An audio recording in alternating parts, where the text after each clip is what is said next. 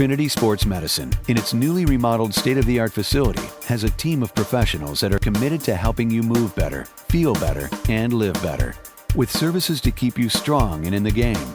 A qualified staff of sports medicine physicians, a certified chiropractic sports physician, athletic trainers, physical therapists, and performance specialists. Trinity Sports Medicine has comprehensive care programs that are designed to keep you moving, improve your performance, and keep you on track for success.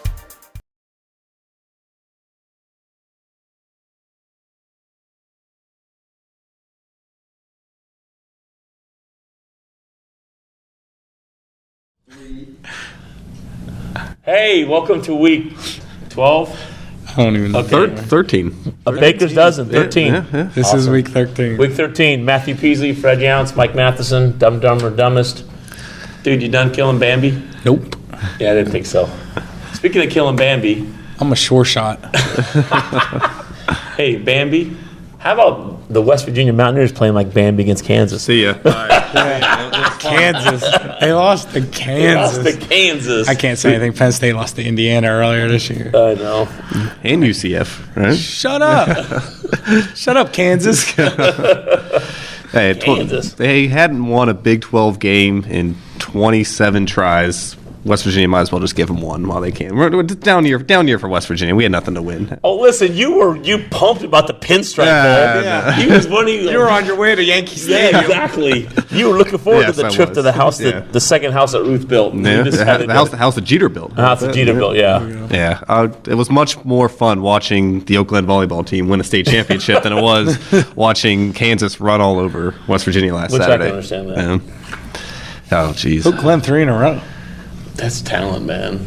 Yeah, they're fun to watch, and not domination. The whole season, and it was 3 easy games in that state championship game. It wasn't even close. Yeah. And you knew pretty much in the middle of game 2 it was over. I knew it. It was funny. I asked Ethel Reiser, the coach, when she had a feeling like they were going to. She said, before we even stepped out on the court, we knew we were going to win this. And it looked like that too. I mean, they from the get go, they outmatched Herbert Hoover. It wasn't even close, but still a real fun game to watch. Something to be said about confidence. I mean, there's just no choice about it. Yeah, the whole. And you know the fact that if you're Oak Glen, you're stepping on the court knowing you're the 2-time defending state champs, and you're Hoover stepping on the court knowing you're playing the 2-time defending state champs. Yeah. And they lose 4 really, really talented seniors, but I think just the fact that the underclassmen got to see that for the past and plus the year, past past 2 2 play years. anyway. Yeah, they were playing, and I think I wrote an article about it yesterday. Practice is really what pays off for them. They practice 3 hours a day every day of the week. They're at 8 in the morning on Saturday mornings, which I would never want to get out of bed to practice that on a Saturday morning. But you're a cross country runner. Yeah, and I didn't win state championships. But, I didn't even win anything. But but yeah, they're really building a tradition over there, and I think it's going to be a dynasty to last for quite some time. Wow. We're talking about practice, man. Practice. All right, Iverson. We talking about a game. We talking about practice. Sorry, AI. Hey, we have 2 playoff games left. Unfortunately, you watch your Big Blue. Man, they had him on the ropes too, coming down. It's just, it's one of those things. That was a heartbreaker. Yeah, it was a heartbreaker. Really was. But I mean, you have to congratulate that Central senior class. Yeah. I talked to Brenton Colabella last night, and congratulations to Colabella for being named the Division 7 Offensive Player of the Year. Yeah. And there were 71 kids from our area honored on the all Eastern District teams. Yeah. But he said one of their goals was to return Central back to football prominence. And their senior class did that. Oh, yeah, I believe so. I mean, it wasn't like they got into the playoffs and got ran out. They won the first game. Yeah. And they were in Tomcat territory on that last drive when the turnover happened. But they came out swinging. They fought to the very end. Everybody associated with Central had to be very proud of what they did. And that senior class really did a lot. I mean, beyond just the offensive side of it, when you looked at guys like Fallon and Parika and the way they hit, it used to be, you think about Central, it was no matter how big they were, they hit. Right. And that's what these guys kind of brought back to that. They were coming up and they were laying down hits no matter how big the guy carrying the ball was. They were coming at them no matter as hard as they could. So, my hat's off to them. They had a great year. Fallon, after being injured on the first play of the first game last year, torn his ACL, he had a whole lot to prove because there was a whole bunch of pent-up First team Eastern District. Yeah, but there was a whole lot of pent-up aggression or whatever. That he let it out. He's all over the place. Yeah, that kid had a nose for the ball, and he had a nasty streak. So yeah, that's what it's a good combo. It's a good combo. There's more Fallons to come, so congratulations on that. All right, we got Friday night, Big Red playing Indian Valley at Dover High School at the Crater Stadium. Okay, this is Big Red's a chance to win his 50th playoff game. Okay, they would be the 8th school in Ohio history to win 50 playoff games. Who do you think's number one? St. Ed's or Iggy. I'm going to say it's a small school. I'm going to say Newark Catholic. Wow. Ding, ding, ding, ding, ding, ding, ding. Them little Catholic schools, you got to love them. Iggy's up there. Yeah. It's Newark was 69, Iggy was 65, and Mooney was 58. Yeah, and Iggy's the number 11 seed this year. Yeah. Exactly. How's that for them? Yeah. Congratulations, number 11 seed. Yeah, congratulations, the number, what were they, 6 seed? You get Iggy. Yeah, exactly. So Big Red beat Maysville 22-20. You were at the game. Yeah. Just like it was another thrilling game. I mean, they had to hold on. Really, what was the difference was a 2-point conversion that Johnny Blue ran in. I think it was the second or third quarter. But Maysville was whistled for offsides on an extra point try. They were just going to kick a field goal, but as soon as they get to move up that extra yard little and a half, bit, it helped, and Johnny Blue runs in untouched for a 2-point conversion. And I think Ed Lumen asked Coach Reno about that after the game. He says, "Yeah, without question, we're going to do that." I mean, he says if we can't get in from that far, we shouldn't even be here. So I mean, if that, and it's true. And they after that they had confidence for the second half to hold on. They had an excellent stand on on Maysville's last drive of the game, where they had the ball around the 20-yard line. Their quarterback could have launched a couple downfield, but they were all broken up. And there was again the offense rolled for Big Red. The defense held strong. It's kind of exactly what happened in that round 1 game where they knocked off the number 1 seed in Licking Valley. So they're still playing great football, and injuries have hampered them all year long. And they got another one. Hayden's out again, which was tough to see. He only had 2 carries early in the first quarter there, but they were able to manage from that. Mandela ran the ball really well. Johnny Blue did his thing with almost 100 yards, but then I saw there was about 5 other guys that were in the backfield, and about 4 of them touched the ball. Garen Lytle, Matt Sherrill, Perry Coleman. I mean, they've got a lot of guys the ball. By committee. Yeah, so then it paid you guys off. Get to see him this week too. Yeah, I'm excited. This is gonna be a slugfest because this team likes to run the ball. Big Red plays good defense, focuses on running the ball. Yep. It's gonna be strength on strength and because for the regional title. Indian Valley is led by a junior, Jake Davis, who was the Eastern District Division IV Offensive Player of the Year. He's run for 1833. And Big Red they know how to stop the run. There's just no two ways about that. That's what they do best. That line better be coming off because if their line isn't coming off the ball, Big Red's going to be hitting that kid in the backfield, and no matter how good you are, if you can't get ahead of steam, you're in trouble. Right. So they'll see how their line does against Big Red this week. And, Indian Valley can't pass the ball. They're not exactly one-dimensional. Yeah. Obviously, they're more of a run team than a pass team. Their quarterback, Brady Byers, is known for over 1,000. So at least they can keep you a little bit off balance with the pass game. But this is only Indian Valley's 5th playoff game in school history.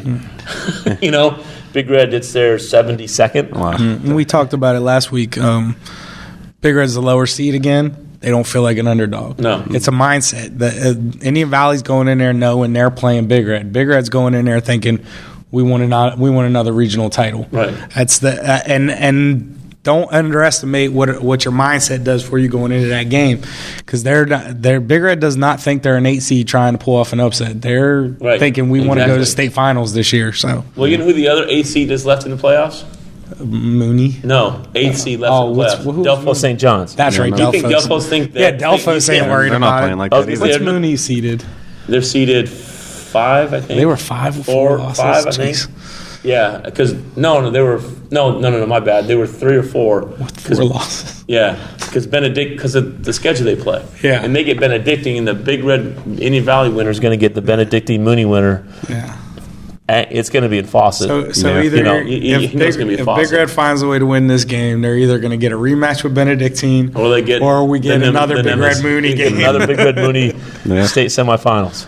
It'll be fun. I mean, I think Mooney's going to take that one, and it'll be a classic Mooney Steubenville battle. Which if Big Red wins it, that's just I think a lot of people would like to see that happen. Yeah, I think I absolutely think you're right too. I absolutely think you're right. Big Red has to do one thing. Two things for obvious. They have to take care of the ball, but they got to start having flags. They've had 22 penalties in two playoff games. You can't do that and expect to continue to win. You just can't. That's the first thing Reno said when he got the team on the field after the game. He said, that was just stupid. Right. Because I mean, he was happy they won, obviously, but still he knows that they could be playing so much better. I mean, there was holding penalties, there was face mask penalties, offsides, delay of game, which if they clean that up, they should be playing the perfect game. But the penalties didn't hurt him in the long run, but still, it's not good to see. The deeper you get, the more likely it is to hurt you. When you're on the brink of a regional championship, you don't want to be flagged 9-10 times a game. No, no doubt. And even if they're all 5 yarders, you still don't want to be flagged 9-10 yards. You just can't. You can't do that. You can't do it. And Indian Valley beat Philo last week 7-3. So obviously we know Indian Valley can play defense, right? And it's just gonna be another knockdown, drag out. It's gonna be gonna be fun to watch. I'm sure. Yeah, another tight one. Absolutely. I just have fun babysitting Lumen. Yeah, exactly. Because you get to go watch and.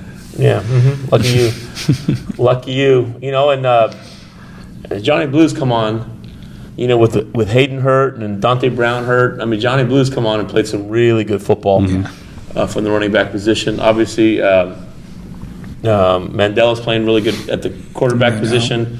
Brian Pirro is just a 5'5", 150-pound stud. I mean, he's just, he's Lucas Harrington. He had the big game last week. Lucas Harrington had a real nice game last week. So, if you're going to be playing really good football, now's the right time to be playing really good football. Kai McClurg, wasn't he got awarded D2, second team in defense. Jalen Williams was first team. Yeah. I mean, it's, that's a good team there. Yeah, that's a good football team. And they're playing well right now. Yeah, this is the best they've been playing all year. I think Indian Valley, this is just my opinion, that Indian Valley's mindset is just a little bit different considering they're playing Steubenville as opposed to if they'd be playing. Oh, I agree. You know what I mean? No doubt. It's just different. No doubt. Yeah. And like Reno says, tradition never graduates. No. And Saturday night, we have a Class A state championship rematch. You all right back there? God bless you.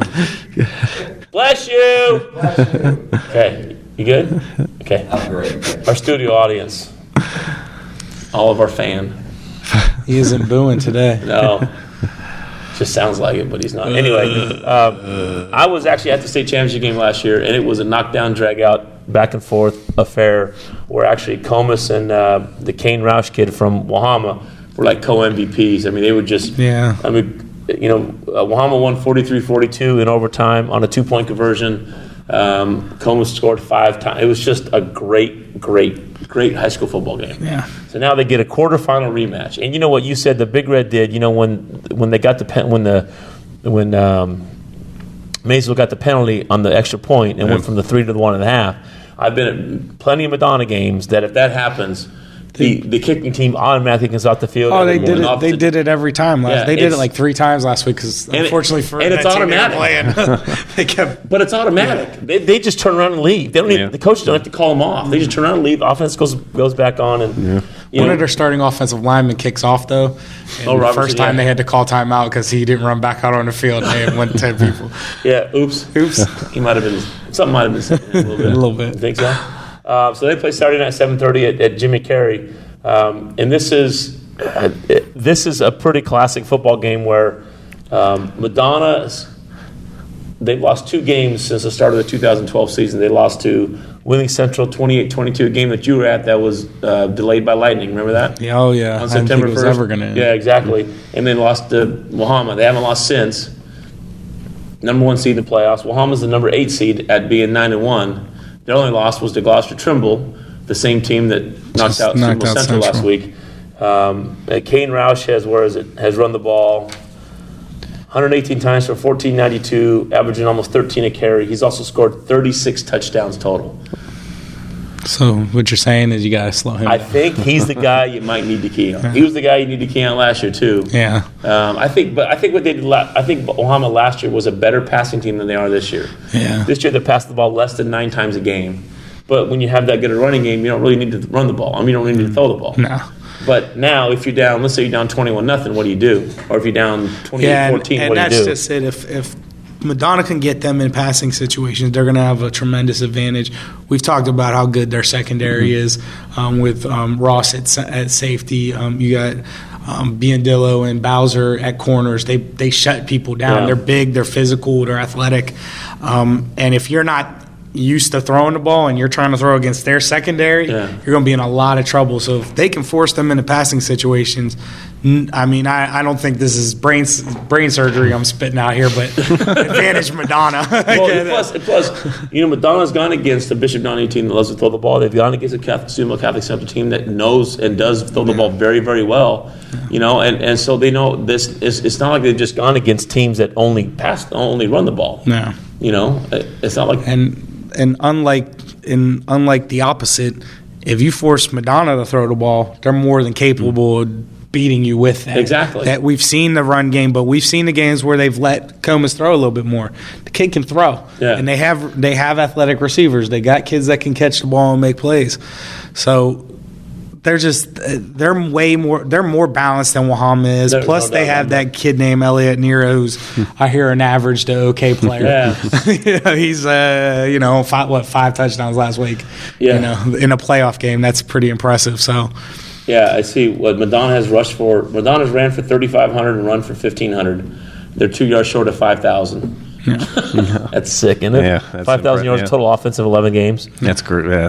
And it's not going to be as easy as it was last week for them, I'm sure. But exactly. But the fact that they've probably been thinking about this game since they lost last year by 1 point in the biggest stage. They're going to be at home this year, which probably helps out a lot too. So I think, and both teams probably got better from last year, but I think Madonna probably got a lot better than Wahama did in the offseason too. Right, and I think Wahama graduated more starters than Madonna did. They graduated more starters than Madonna did. Madonna graduated 4 seniors last year, all of them started. Wahama graduated more. I know they have a lot of their offensive, defensive lines back. This is just going to be a good old fashioned, and you're not going to be there. Sorry. I might go watch it anyway now that I'm stuck in town. Yeah, you're going to be there. Yeah, man. That's going to be a really, really, really, really good football game. Because I think Comas is now 100% healthy. Yeah. After being injured. Well, like I said, now that I'm in town, I may have to go. I think this go check that game out. And if you want to go looking at whatever you want to look at, Wahama was trailing Clay Battelle last week, 19-14, after 8 seconds in the fourth quarter. I mean, they were trailing. So a team that Madonna pretty well drilled. Yeah, and we don't like to do the math like that, but we thought the same thing last week when the Notre Dame game came up. About, exactly, Tucker County lost to Notre Dame, and we were like, oh, they killed. Yeah, and it was 24-0 before you can sit down. Yeah, so that was, I think this year, I think Madonna matches up very well with Wahama. I mean, and you got to figure too. Last year they went into a game with Wahama coming off the last time they had played Wahama. They lost by they got drilled. 33-0. Yeah, they got absolutely drilled. So that was kind of interesting. But I don't think there's an intimidation factor. I think this is a Madonna team that again, we talked about mindset with Big Red. This is a Madonna team that thinks they're the best team in the state. Right. They're going in believing you're not the defending champions. You're the team that's about to hand us the belt. Right. We're the best team in the state. And that's the way they should feel. And they're going to go in there, and I just feel like their confidence level in somebody besides Roush is going to have to win that game for Wahama, in my opinion, because I think Madonna's too good to let him beat them this year. Well, plus you got the defensive line, then you got Guile and Wijak who's just killing people, and Travis Brown. Yeah, I think they're going to have to find some other way to beat him because they're going to be so keyed on him. You can't beat him. You can't beat them this year with one guy being your. No. I mean, we saw Central has 8 guys. Yeah, exactly. They had trouble moving the ball against them. So. Well, you look at Nero has 1,442 yards. Comas has 1,388, and they split 44 touchdowns. Yeah. They're just more balanced, right? Just plus you said 1,400 passing out of Comus. Yeah, and Bowser's the leading receiver, 37 for 618. Nero catches the ball. Biondillo catches the ball. And we saw what kind of catches Biondillo can make. I mean, he's he catch of the year. Catch of the year. It is a catch of the year because if they don't win that game, they're not the number one seed. Exactly. Now everybody's got to come see them. Everyone's got exactly. You got to. Did we call the Magnolia game last week, though? Yeah. Magnolia did. It's going to do it again. Exactly. They're going to beat up Moorfield again. It's going to happen again. I think a lot of teams better be ready for Magnolia. Exactly. Magnolia is not the team that lost by a couple of real close games. This is a team that's planning on pounding you when they see you. Wow. Oh, no, we're being told it's... He's I was just curious. Who won the football forecasters this year? That's right. What did I come in second? It wasn't you. It was him. First time in 8 years I've won. I think I came in second. And see that? That's how much I won right there, baby. I had like a 6-6 record one week and it killed me. Yeah, you stink. Well, I was 5-7 one week and I still won. So, right? But I was in the lead when I had it. Did you have a Jags trip to Myrtle Beach? We didn't know. That must have been what happened. Last year, Jim Huggins, you know who's on the radio? He was dominating. He was dominating. Then he had a week in Myrtle. I think he went 2-10. A couple too many toddies. Yeah, he actually texted us from the beach his picks. Yeah. Oops. Yeah, it was bad. Yeah. I'm sure his mind was on those picks. He couldn't quite overcome that, you know. Next year, I predict Peaslee. All the way. Yeah. Oh, really? That's my prediction. Wow. New kid on the block, taking over. Sorry. Okay, this just took a turn for the worse. Okay, Friday night at Dover, 7:30 Big Red and Indian Valley. Saturday night at Jimmy Carey at 7:30, Wahama and Madonna. Every Class A in West Virginia, every Class A game is on Saturday. Every playoff game is on Saturday. If one of them wins, we'll be back next week. Yes, we will. Who you get to say that? Yes, He told us. He loves it. He loves it. He told us already. I know why he loves it. Because I like watching myself. Yeah, exactly. Because you're so pretty. I am pretty. And seen. And what? Sane? Scene. He's trying to tell us to wrap it up. Oh, but I will not be wrapped. It's going to kill me later. Seriously. So how was your trip from Charleston to Zanesville last week? Busy, hectic. So where'd you start off? Did you start off in Pittsburgh? I started the night in Pittsburgh. Maybe got 1 hour sleep. Woke up at about 7:38 because I left here probably around 2 in the morning. I was still hyped up. Stopped at McDonald's and all that. 7:38. Drove from Pittsburgh to Charleston. Probably made about 4 stops to pee on the way because I got 2 Mountain Dews and 2 waters. For under $5, so right, exactly. That's what I felt like driving. Wardrobe malfunction. Yeah, so I was loaded up on liquids and stopped at probably every rest stop in Clarksburg and Ravenswood. all the way. What is our question of the week? Wait, I want him to finish the story. I think it's his turn to ask a stupid question, isn't it? Wait, I want him to finish his story from Charleston. And then, the game, I got to Charleston probably about 11, got to see the end of the Class AAA game, all of the AA game, which took forever because it went 5 sets. Right. And I don't think the Oakland game started till about 1 o'clock. But it was over by 2. But it was over by 1:30. So then, by the time I got interviews and all, I got something to eat, wrote a little bit of the story, drove from Charleston to Zanesville. Was said it only took 2 hours, but it ended up taking about 2:40. Okay. And there was some traffic along. I stopped at a rest stop outside of Parkersburg, West Virginia, and saw 2 people getting arrested. Congratulations. So that was fun too. So I wanted to stick around for a little bit, but I said no, I got a football game to watch. But probably for my safety, it was good that I got out of there too. And made it to the Steubenville Central game at about the second quarter, and there you go. We won't mention again what happened after that game because let's not discuss the computer issues you had. Yeah, hopefully that doesn't happen again. No, and that's it. Okay, if you could be one superhero for a day, one superhero for a day, just for a day, who would you be? Yes, don't you? I don't know how you just don't pick Iron Man. He can fly. I know it's a little different from Superman, but he's got the suit. He's got the, my son would be Iron Patriot, but You'd be Iron Man. I'd be Iron Man. How about you, Peaslee? Catwoman. Catwoman.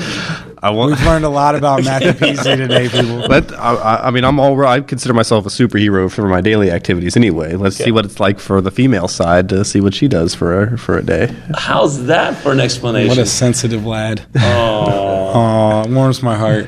really? And I mean, I think I could look as hot as who's played her in the past. Halle Berry, you think? Really? Definitely. Seriously, no. I know. I Michelle Pfeiffer and Halle Berry. You got Michelle Pfeiffer and Halle Berry to go up I'm like a against. combination of the two that's even sexier. He's right said Fred, is what he is. He's Too right sexy said for his shirt? Yeah, he's too sexy for his shirt. Now, who would you be? I don't know. No, Thor? honestly, it's not my. Actually, I thought about that. We had this discussion today. That's the only reason. Who had you discussion with? Somebody at work. Okay. said- I figured it wouldn't be you and Sobel I have the said he's texting not my discussion. favorite, but I would probably go Superman only because he has the most powers. Like he does all kinds of different I things. got you. But Thor's a god, and my ego. So that would be that would be tough. It's kind of hard to argue with that, isn't it? Yeah. So probably Thor. Catwoman. You might get Catwoman. I like that. Come on, it shows his feminine side. You said for a day. You said just for a day. So it's just Not for a lifetime. Let's try it out and see what happens Goodbye, everybody. for just two We already teams. said goodbye. For two teams, it just went 97 minutes. See ya. God bless. And we're done. And we're done.